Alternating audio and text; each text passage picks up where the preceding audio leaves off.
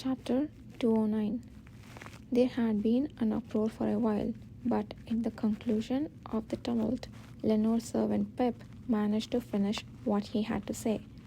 Having served by Lenore's side for a long time, he knew more about the entire situation than expected. When Lenore decided to support Beltrail's research to gain an advantage in the family succession struggle, Pip, as a servant, delivered messages between the two several times.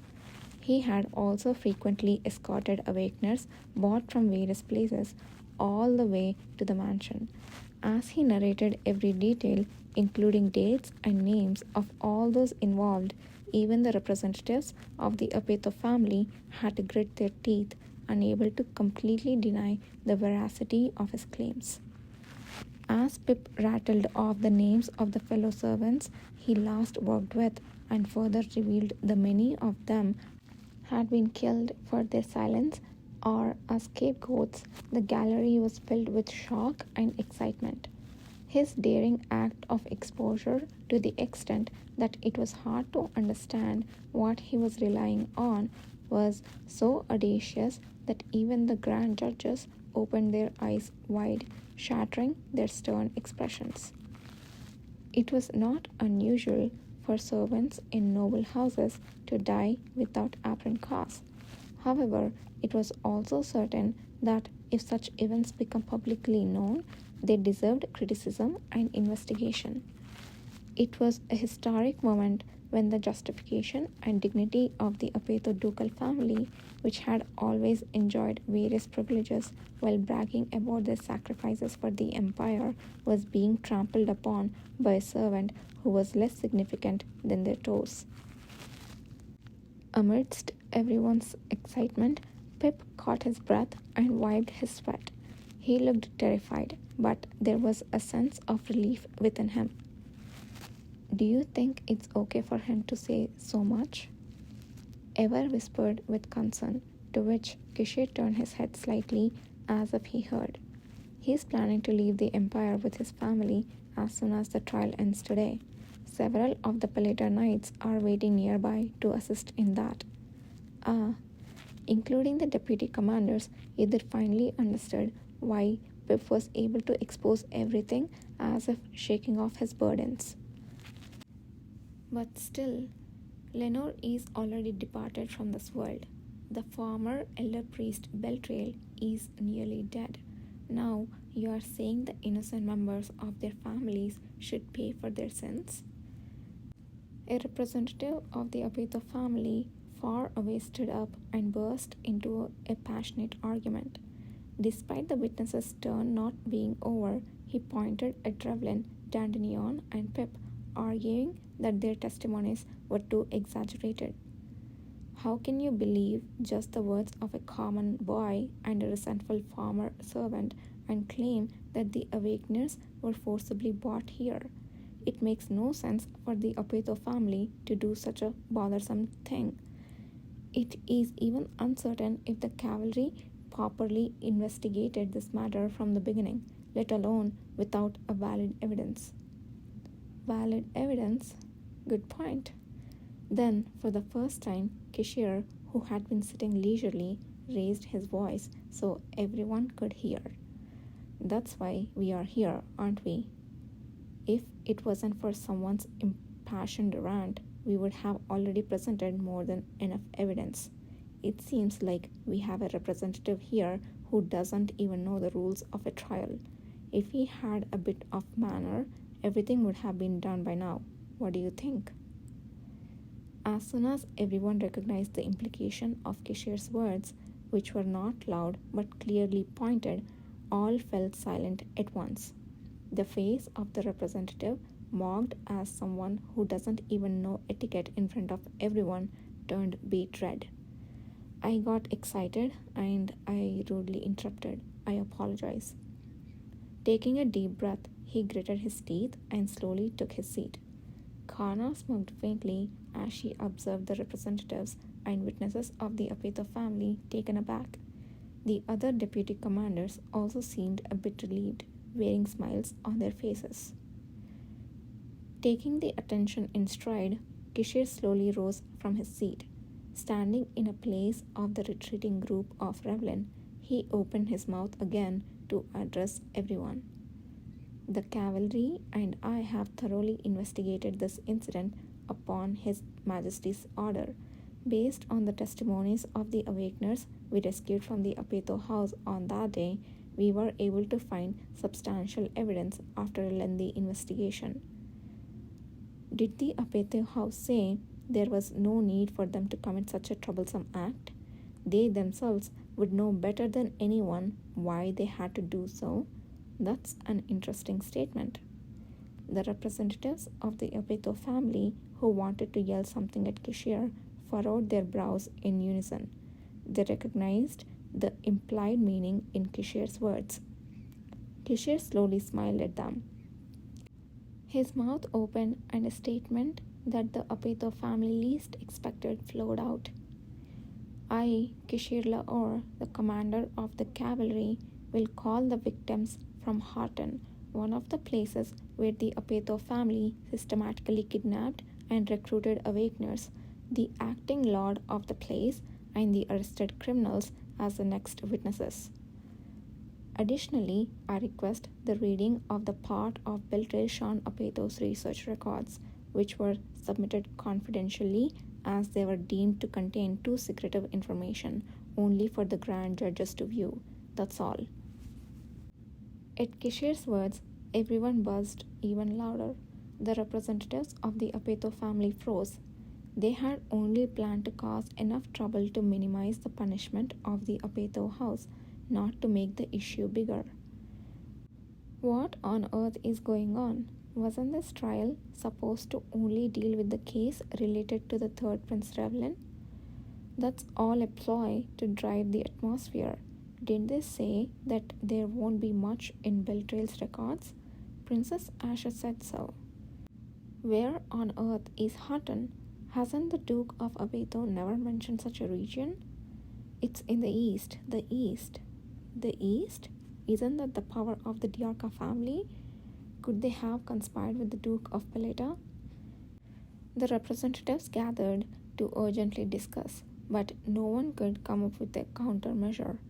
Unlike the opposing side, where Kishir himself stood, they did not have the Duke of Apeto or Prince Ashes on their side. While they were hurriedly sending letters to the Apeto family through a servant, many people appeared from the inside of the corridor. Their appearances were truly diverse. There were old men with weak legs, young women, young noblemen in armor, and ragged middle-aged men.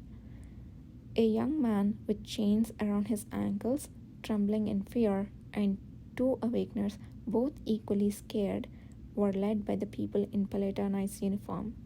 The first to step forward in the chaos was Zakilis Hutton, the acting lord of Hutton. My name is Zakilis Hutton. I'm currently the acting lord of Hutton and was formerly a knight of the Silver Cross Knights. Zakilis, with his righteous visage, gave a knightly salute, prompting whispers among some about the Silver Cross Knights. It was a well-known order in the East, and many recognized the name. First, I would like to discuss the dreadful crimes committed by my naive younger brother and those who manipulated him into action. Zakilis recounted how his younger brother, Zakil, has conspired to usurp their father's position as the Lord, framing it as a fatal accident involving fire that resulted in the deaths of his father and sister. The crowd gasped as he mentioned how Devran and his family were wrongly accused and almost entirely abducted due to the incident. As Devran, his family, and those who were rescued from the kidnap site each shared similar testimonies, the faces of the grand judges grew increasingly grave. It was clear to everyone that the Apeto house had committed organized atrocities, kidnapping, human experimentation, and murder over a long period of time. Everyone gradually began to wonder what the Apeto house had hoped to achieve through all these heinous acts. Had I not returned to the village once again, my brother might have achieved his vile intentions. Zakil wasn't inherently evil, but over the course of an year, someone had twisted him. The witnesses finished their testimonies, and a grave Zakilus turned his gaze towards the Apeto representatives. Do you know that many young people in the East, like Zakil, are now turning against their families in pursuit of power due to someone's manipulations? Do you mean to imply that this is related to the current case? An Apeto representative bristled, to which Zakilis just tilted his head with a serious expression. I just meant to say such incidents have been on the rise. The tension is making me say other things as well. What kind of wordplay are you? While everyone involved in the kidnapping at the time died, luckily 2 mercenary awakeners and a few awakeners survived. I brought them here at the request of Duke Paleta. Listen to what they have to say. Ignoring the representative's interjections, Zacharias finished his piece. The Paleta Knights stepped forward, leading the restrained mercenary awakeners. They had been bound by a magic oath and spell that prevented them from using their abilities. Humbled, barely able to raise their heads, they began to speak with a tone of deep subjugation. We did not know who our employer was serving. He was called the warden, and he occasionally communicated with the main house. Sometimes people directly from the main house came. They described the Apeto warden they knew by name and appearance, and those who came from the main house. The Peleta Knights who brought them forth passed on the information about the Apeto employees who had identified based on this information to the grand judges. We lived in fear every day. None of the awakeners were taken to the so-called main house ever returned alive. They claimed to give us work, but anyone could see that wasn't the truth. The awakeners rescued from the Hartan cried out, trembling, their words echoed by other awakeners who had suffered even worse at the Apeto estate. I still bear many scars from that time. Some died vomiting blood due to the drugs they were forced to consume, drugs that were purposely to induce heat period, and you say that none of this happened? The representatives of the Apeto estate turned their heads in defeat, their expressions fallen as they listened to the outraged voices of the rescued awakeners. Any claims of the stories being lies weakened and finally faded away. Had the victims of the kidnapping been only the ones that came forward with their testimonies, they could have easily dismissed them as lies. But starting with a composed testimony of Revlin, a blood relative of Apeto, then through the incident in Harton, the situation had grown so tense that it was impossible to quell it, like a dam that had burst. The spectators were no different. Being able to sit in those seats signified that they had a certain status and power. Normally, they would look down on these individuals as mere commoners, their problems being of no concern. But the stories of Revlin Sean Apeto and Zaklis Harton had subsequently resonated with them.